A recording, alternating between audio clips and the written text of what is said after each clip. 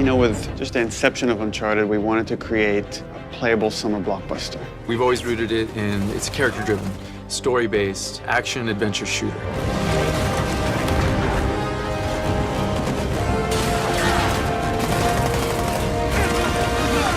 Underneath all of that, there's meaningful story moments, there's lovable characters. It's been a while. Too long, boyo. The heart is Nathan Drake and the cast of characters that surround him. This was somebody who was vulnerable. I remember the first time that we did a punching thing, and I said, hey, what if I hit him and it hurt?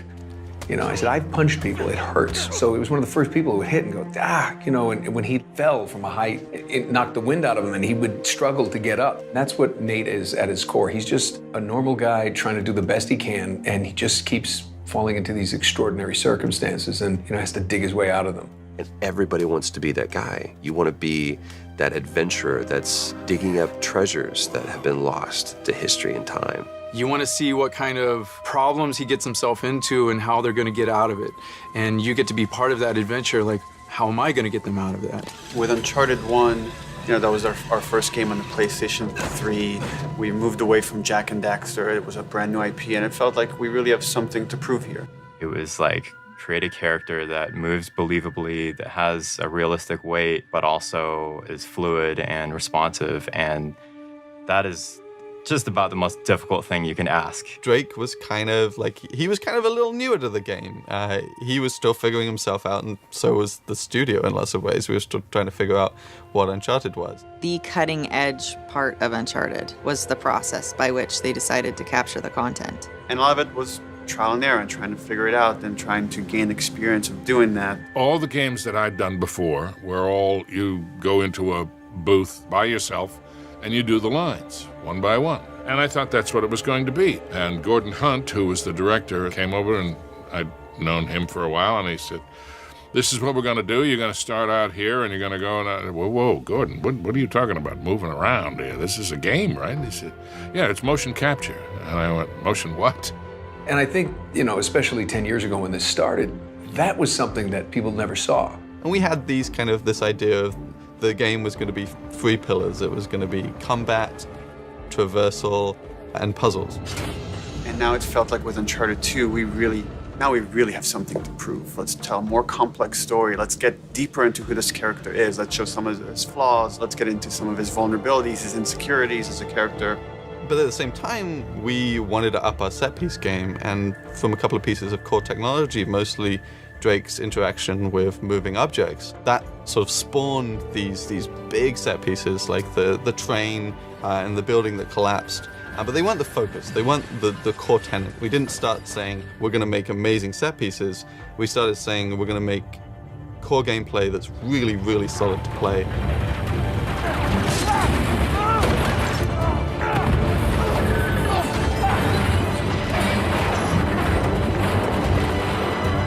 By the time we got to 3, it was like, okay, how do we take all of that and go bigger?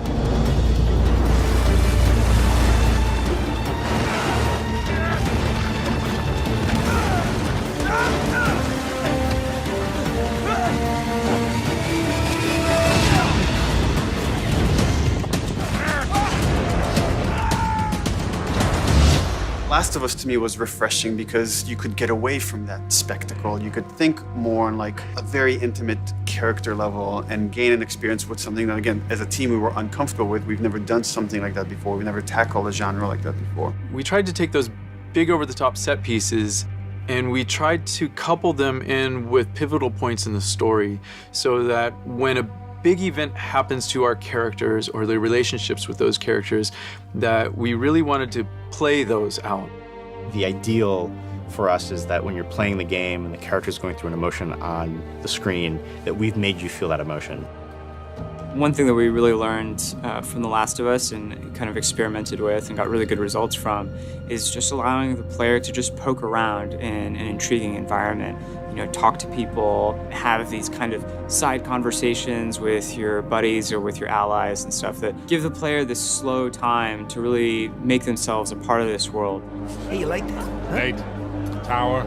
It's solid, come on, it's a lemur. Come on, come say hi. Something that we really felt like we learned a lot on The Last of Us is the relationship between Joel and Ellie, and how it's not just Joel doing everything, but Ellie is a big part of it as well. And it feels so satisfying when she helps him out at the last minute, right when you need it. It really resonated with us, and we really want to incorporate that type of feeling as well with the characters that you travel the story with. We want them to be there with you and helping you, and you guys working together as a team.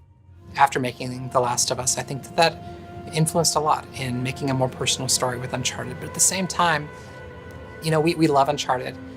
This is still the Uncharted that you've always loved. It's just there's more layers to it now. So moving back into the Uncharted world is kind of like coming home in a way and creating a very kind of brighter, larger world to play in. It's similar in some ways to, you know, Nathan Drake being drawn back to the adventure, being for us to like go big again and go like big spectacle, big explosions, while trying to like take on all the lessons we've learned throughout the games that we've worked on and try to tell a more human story within that. Uncharted 4, perhaps as a result, is going to be the best balance of bombastic and over-the-top and exciting adventure and these smaller moments, these small intimate moments that end up meaning just as much, that end up sticking with us for just as long.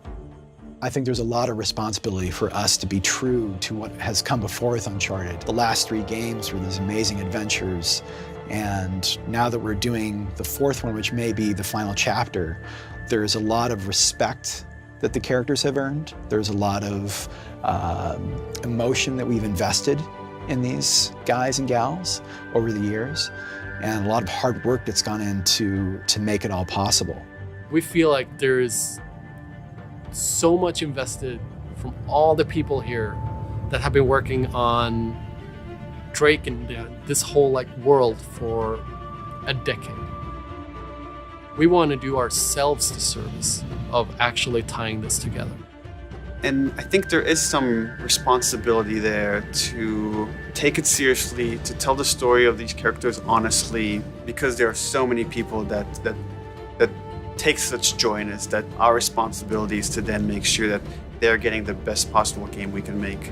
And that's constantly as a team, you're seeing how every department pushes the other one, and we strive for nothing less than perfection. Even though we'll never achieve it, we're constantly shooting for that.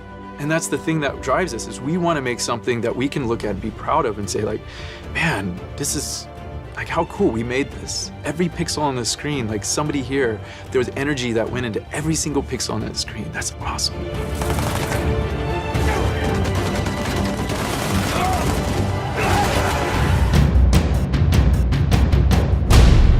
If you'd said to me 15 or 20 years ago, you're going to get your most success in your entire career from a video game. Yeah, right. Nate, come on. And I had no idea, none of us had any idea what we were beginning. Hey, here, take the wheel. What? Stay out of your goddamn mind. Yep, probably. When we started making Uncharted 1, there was a lot of younger people at the studio. Most of us, when we started in this industry, we started in our early 20s. And when we started, every hero, every character was in their early 20s. And as we get older as developers, we make experiences that relate to us and characters that relate to us. Games and any art tends to reflect the mentalities and the things that the people who make the art think about. And in this case, we've definitely had a long time to grow up while we're making Uncharted, and it seemed only fitting for Drake to continue to grow in that sense. It adds another element to the story that we can play with. Our characters haven't been fixed or frozen in time. I mean, he looks like a kid in 1 because of the smoothness of the textures, because of the smoothness of the modeling.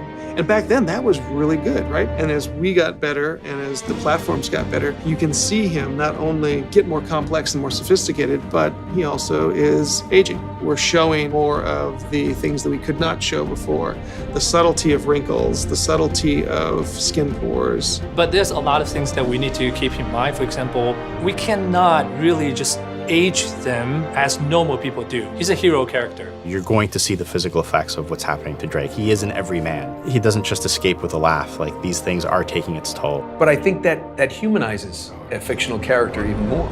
You see him maturing not only in age, but in wisdom. Now, Sully has had this thing right from the beginning, right from the first game. And this was something that I added at some point. Says, I'm too old for this shit. No. If you're gearing up for one of your I'm too old for this speeches, spare me. I think now that Nathan is beginning to have that thought himself. Come on. We got a treasure to find. Hold up, man. I mean, what are we doing? And this is the one where like it gets to the root of who is he? What's important to him? And that is really why we wanted to tell this story, is we wanted to get to the heart of what drives Nathan Drake. We played with some of the themes of growing up with responsibility in the previous Uncharted's, but I think when it came down to it, it was all about what did Nathan Drake want in his life. He was willing to risk everything for treasure. But as you get older, you want your life to be worth something more. You want to have an impact. It's kind of an interesting perspective to see our hero grow up a bit and having to deal with themes like family and future, and not just be caught up in the moment of finding just a treasure. He's actually thinking long term and what this might mean for his future. One of the things I've loved about this from the beginning is the evolution of this family unit that has developed. From an acting standpoint, it's always fun to get to play someone that you enjoy for this long. Because in this industry, you play a part and they fade very quickly and you have to move on to the next one. So I have quite a fondness and an attachment to Miss Elena Fisher. She starts off super passionate, very gung-ho, I'm all for adventure. And then you see as she gets closer to Nate and as she gets closer to Sullivan, as she gets closer to these dangerous events, we see her not step back, but just become more aware and more cautious, I think, of what an adventure means and what it might cost. And I think as we grow older, we actually kind of get a chance to look back at our lives and see what's important to us and how the decisions that we've made have kind of impacted where we're at and maybe where we're going. That's a very similar journey to Nathan Drake, right? If you look at him in Uncharted 1, here is a guy that makes huge sacrifices as far as his personal life to achieve greatness. And I think, in a way, we're seeing that happen with both Naughty Dog and the Uncharted franchise in general.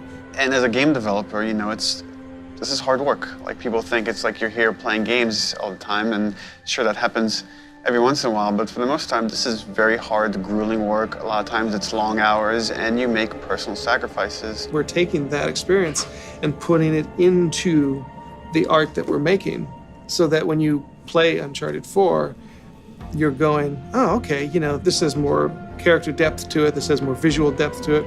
We're trying to bring everything as creative people that we're experiencing and funnel that into the medium in which we're working. Wisdom comes from experience and time. And Nathan Drake certainly has had enough experiences that lends itself to a lot of wisdom if he's paying attention. It's been one of the most rewarding characters I've ever been handed because from the get-go I was encouraged to put as much of myself into this character as possible. And it has just been the greatest ride of my life these last 10 years.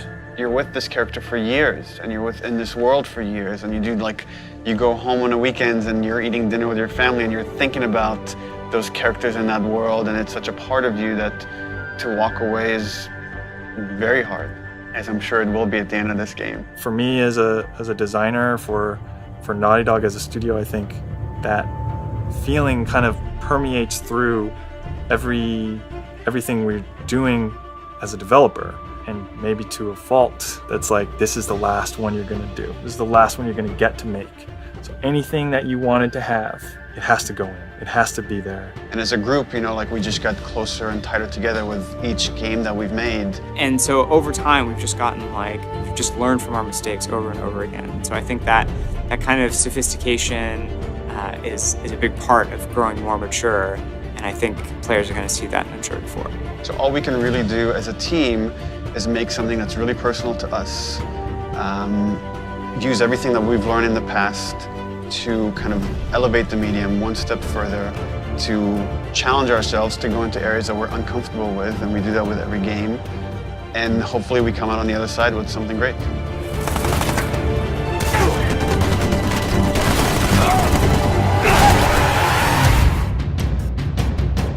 Early on, these emails would go out on the character team, and they'd send these videos and they'd show what they can now do with the eyes, or what they can now get sweat happening on the skin. When I'm just like, this is ridiculous and kind of super rad. Hey, brother! Watch out! To see what Uncharted on a next-gen console is going to look like, that was a question we just had to find out for ourselves. I think the biggest design thing that came out of the new hardware was literally just the bigger spaces. We have bigger levels than we've ever had before. Maybe 10 times the size, at least, of explorable space. The challenge for us is, and the thing that's been super hard, is like, how do we give you more choices and make the pacing feel just as intense as when things have been more linear for us? It does introduce challenges as far as telling a very specific story.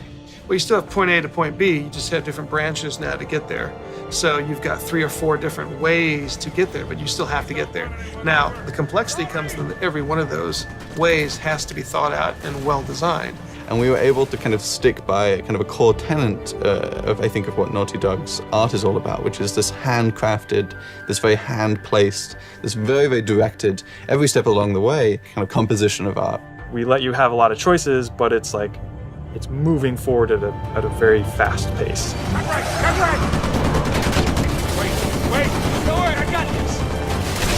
I got this! I don't got this! We've been able to make the world so much bigger than we've ever been able to make before, and then also, at the same time, improve the detail of any one area. So we've increased the density of detail and the size of the world all at the same time. So with larger worlds comes larger possibilities, and larger possibilities usually mean more detail. In fact, that's one of the things that we're really shooting for in this game is a higher level of detail on the PlayStation 4 and the experience for our gamers. So the resolution involved in that requires a lot more work and a lot more thought and a lot more time. It's not just, any old dirt will do. It's a very specific dirt, and how wet is that dirt? How many pebbles are pushing up in that dirt? And you take that consideration and you apply it to everything. One of the things that I think improved the most from Uncharted 3 to Uncharted 4 is texture resolution. Bigger texture means more detail. The new hardware just allows us to achieve what we've been trying to achieve the whole time, and that's just believability and complexity. There's a lot of just passion into all these small details that really shines through, and it's because we really empower people who care to make the difference that they want to make. Nathan Drake in-game has at least 11 to 12 outfits, and that's just for Nathan Drake. Think about, we have Elena, we have Nadine, we have Rafe, we have Sully, we have Drake's brother. Everything suddenly needs a level of thought and scrutiny that we didn't have to do before. It makes a much more rich experience, a much more immersive experience, but it takes a lot of time. Just the quantity of interactable things in the environment. I mean, we really want our jungles and our environments to feel alive. And being able to have hundreds and hundreds of objects that can be destructible and it's moving around. It impacts gameplay in that, your cover can be destroyed, so you have to move around more. But even outside of that, just seeing all this stuff happening, the screen is so much more alive. The world is much more alive.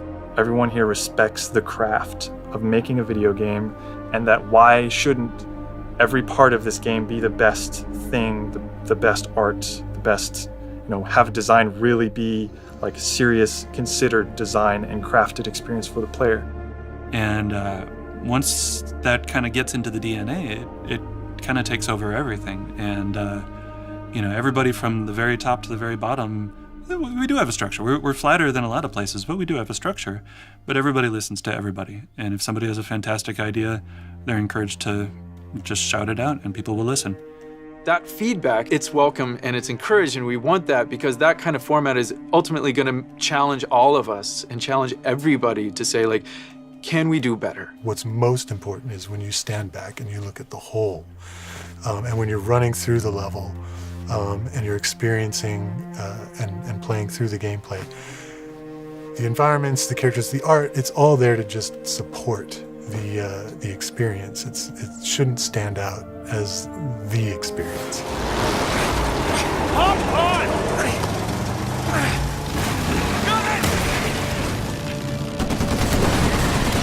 Here, take this! It's really an interesting challenge. Like, if we do our job right, hopefully people are not going, wow, that's great animation. They're just engrossed and they're believing it. I think we lost him. Hey, Nate, we can never, ever come back to this city. Add it to the list. The biggest change we've had in Uncharted 4 would be the use of the head cams and the facial markings, facial animation. For the first 3 games, this has always been hand animated. Now we're in a unique situation that we're now capturing those actors' faces, and we're getting all the great details that brings in, and then we inject the look and feel that we've come to expect from the characters that we know. Every animator that we hire at Naughty Dog has to be really good with working with motion capture, because a lot of their job will be doing that. But they also have to be a really, really good animator, because when we do need to animate something that we can't capture, it has to look exactly like something that we captured. Yeah, can I help you? Yeah, I'm looking for my little brother. Sam? It's good to see you again, Nathan. God, Sam. Oh, all right. Take it easy, take it easy. Last gen, you'd actually get a black frame between gameplay and cutscene, which would mean it kind of takes you out of the experience. It's a little tell. Okay, now it's just I'm watching something. So that's been a huge thing that the PlayStation 4 has allowed us to do, that all of our cutscenes are now in-game. What it boils down to is blurring the line between when do we kind of make this a pure cinematic moment that you just sit back and enjoy, versus actually saying, no, we need you right now, do your thing. People don't only want to watch passively a story, they want to be able to participate in it. I think the focus, as always, is what serves the story. And traditionally, and this isn't any different, we try to keep as much of the big action in the hands of the player. So it's not something that you finish something in the game and then get to watch. It's something you get to experience. You reach that point yourself. What we're trying to do is make them richer, make them more playable, give the player more options within those set pieces. So to have like a really interesting combat encounter with a lot of different options and a lot going on within a set piece that's falling apart all around you. The gameplay, the environment, the music, everything is coming together to make you as the player feel like you're Nathan Drake and to feel like you're on this grand adventure.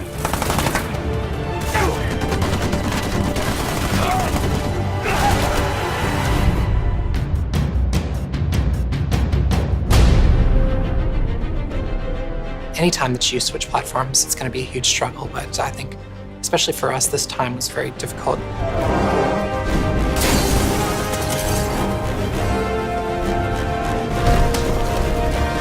What we had on the previous Uncharted games and on The Last of Us was written for the cell architecture, and it was all optimized for that. But the PlayStation 4 just does things differently. The whole studio, like tools, everything, it's a massive challenge to push content that now needs to fill like 8 gigs versus the 256 or 512 megs that were on the PS3. You have all this memory, you have all this new processing power, so I knew that there would be a step up. I think I was surprised, and I think a lot of people in the studio were surprised by just how big that leap was going to be. First kind of starting, we asked the question of PlayStation 4, what can we do?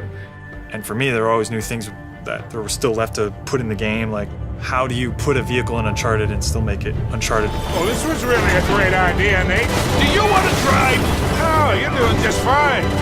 It's been a challenge because we really wanted to feel like the interaction is causing things to happen. So whenever it's driving over dusty terrain, there's a lot of dust kick up. And then say you go into a muddy section, the effects are going to communicate that too.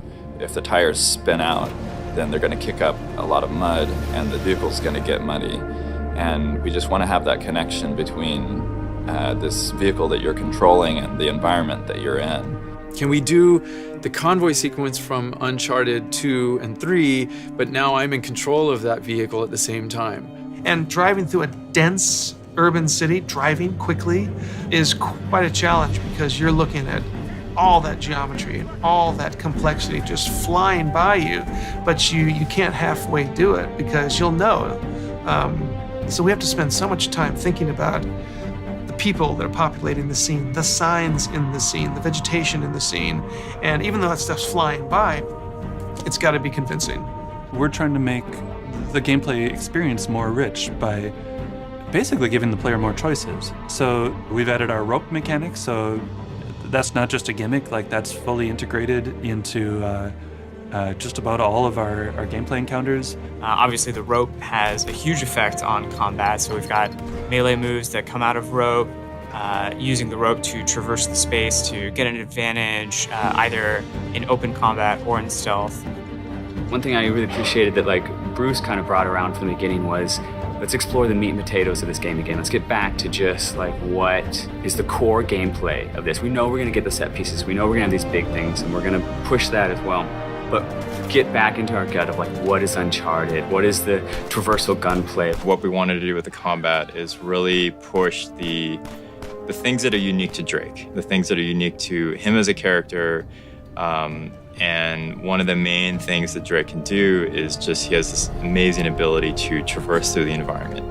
The climbing system in Uncharted 4 has been completely overhauled. We've come up with a system that gives just an unprecedented amount of fine control over Drake as he climbs. You have full analog control over both of his hands to put his hand exactly on the rock, on the handhold where you want it to be, and fluidly go from one climb to another. We're also able to integrate Drake into the environment a lot more. When he's climbing on the outside of a vehicle, he's moving with that vehicle, with his weight on that vehicle on top of the animation. So it's something that the PlayStation 4 gives us, that we have so much more memory. That tends to be our biggest constraint in animation, is just trying to fit all this motion, all this animation in memory. In the past, for example, when you had a character traversing with you, that character's traversal was scripted. Once you moved here, they would move in these very specific ways. Now, actually, it's very systemic, and both the enemies and your allies can view the terrain in kind of this 3D space. When you have big spaces and you have the mobility of Nathan Drake, you gotta have mobility within your AI. There's a lot of really nuanced decision-making in terms of how, for example, how exposed an AI is as they're taking a flank route. They now have this really complex knowledge of the exposure to the player's vision as they're taking a flank route, and they will kind of dynamically decide, okay, this is actually a better route because there's more cover along this route. We didn't want a game where you just sit behind one piece of cover and just sitting there and the stop and pop, you're sitting there and shooting. We really wanted you to move through the environment, to outsmart them, to flank them, for them to be able to chase you around, and just have that constant motion. The enemies are smarter. We've taken a lot of the stealth elements from The Last of Us and brought those in, so the player has more choices in combat. You can actually avoid an enemy, lose their line of sight, and just sneak past them and not even have to encounter them. It used to be that you're either in stealth or you're in combat. And now there's these kind of varying levels of stealth. They go into investigate when they think they've seen you, but they're not 100% sure. Then they'll go into combat once they find you. And once they lose you after combat, they'll go into search, where they'll kind of canvass the area looking for you. A lot of that scripting is still up to the designers, but we've given them so much better tools in order to achieve that. We always had contextual moves where you could slam guys into a wall and beat them up. Enemies are able to do that to you as well. You'll have moves and kind of fight situations where two enemies are attacking you at once, and it's not in a scripted way. It can happen kind of in any combat encounter. There's a lot of new tools in the player's disposal, but what's cool is that they're kind of added in this way that's elegant enough to not, explode the game with HUD and all these crazy options that are difficult to learn. It's very much that same kind of seamless, very smooth Uncharted experience where we get a lot of gameplay from relatively few mechanics. And having really gorgeous animations that feels very rooted and grounded, but at the same time gives you the responsiveness. You're gonna get to play this. We're showing off in a way of just look how gorgeous this can be. Look at what we can do. Look at the colors, look at the scenes, look at the environments that you're gonna get to explore, and you're gonna get to have that on the stick.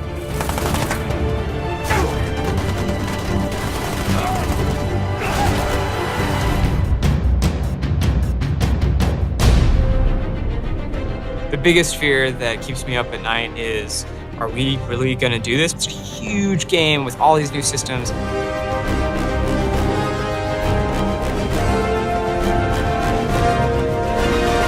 It's not one thing that makes it hard, it's everything. I guess it's kind of cliche, but I guess that's kind of the the fun and the challenge of it too. We don't make it sequentially. We're jumping around from part to part, so we don't really know 100% what it's going to be like until the very end. And sometimes it can be a bit scary. You know, you look at that end date that's just getting closer and closer. All of our fans love Drake. We don't want to, make our last Drake game and have it not be the best Uncharted game we can make. It's selfish in a way. Like, we want to do the fan service and completing everything that everyone else wants to see. The thing is, we are probably some of the biggest fans ourselves. The fans' reaction, sometimes even when it's negative, is one of the best perks of the job, in that you are able to reach other people and you get to see how much they care. And we get letters sometimes from people that they say, like, this has changed my life. Like, something shifted in playing that. It's like I learned something. It's like, wow, we did that. We created something that touched people. That inspired them in the way that movies and games and comics have inspired me and the people I work with. And to know that, someday someone is going to be way better at this, and somehow I got them on that path, is just overwhelming with gratitude of that I get to do this, that this is my job. And so whenever we see a really cool letter from someone that they email in, or we got a huge scrapbook once of all this different art that someone had put together, that really touches us, and we appreciate it on a super deep level. Some of the most fulfilling things you can find in real life are those connections you have with people and those moments of understanding or play. And that's a much rarer thing in a video game. It's far rarer to find your character having a moment with another character that means a lot to you. And I think that just now and again, we just come a little close to reproducing some of that fulfillment and enjoyment that you get from real life characters, from real people. I really hope that people can see the effort that we put in to make the character more alive. When I see those cutscenes coming in, I see the facial animation, just the subtext you can get in these scenes. I've never seen it in Uncharted, I've never seen it in a game. The level of authenticity that our characters are starting to take on honestly has such emotion to it that I'm really proud of us as a studio for putting that out there. And everyone here at Naughty Dog is a storyteller. We have something important to say to the story and help immerse them in the world of Nathan Drake and Elena Fisher.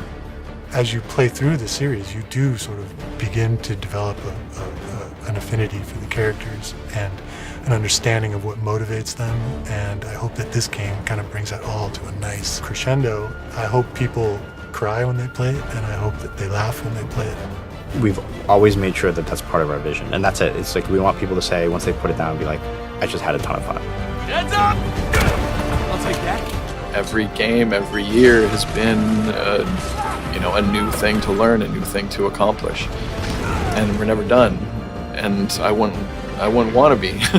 I hope the whole industry keeps moving forward, because it has been. There's no slowing down, and this is just another step on that road. There's a lot of memories there, and to leave it behind, it's funny. I'm working on this layout right now with one of the last traversal sequences in the game, and there's this one jump, and every single player that we've watched playtest it stops at the gap and kind of looks and questions can I make that? It's a pretty big jump. And they go for it, and you see Nathan Drake flailing his arms wildly, and Nathan Drake reaches out and he grabs that last handhold, and that's our last epic jump in the Uncharted series. And that to me is I'm getting a little choked up. Yeah, it's a lot of memories there.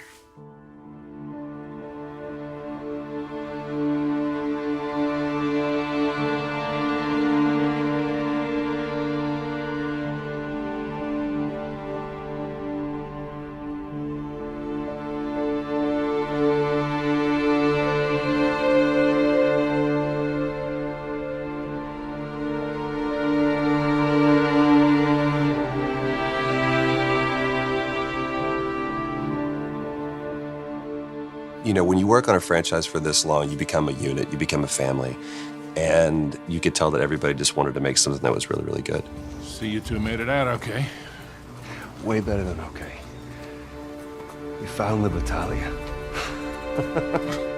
I've had a lot of time to reflect on everything that's happened, and I have to be careful not to get too emotional because this has been the greatest opportunity that I've ever had.